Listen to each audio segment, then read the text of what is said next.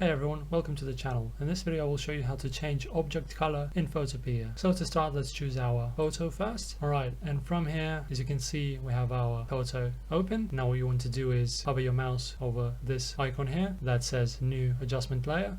And let's click on it. Now from here you want to choose hue and saturation. Now in this line where it says hue and saturation right here, you need to right click and select clipping mask. And as you can see, this arrow appears. That means that our changes will be applied to our photo. And from here in the properties tab, you want to choose your range where it says master. So basically this means that you have to choose a color from which you want to change your color, right? So if, for example, your object is red, mine isn't, but if yours will be, then you will need to choose red. If it's, say, blue, then you need to choose blue. But if your color differentiates from the choices that you have here, you need to basically choose a color from this drop down menu that is most alike to the color of your object, right? So mine is black, and I'm going to have to choose a color that is the most similar to black, right, from this drop down list. So in my understanding, black is not really similar to any of these colors, but I will choose blue, for example. And now what you want to do is click on the part of your object that you want to change the color to. For example, this is a globe. I'm just going to press on the globe. All right, and from here, after choosing your color, you want to click on this little syringe looking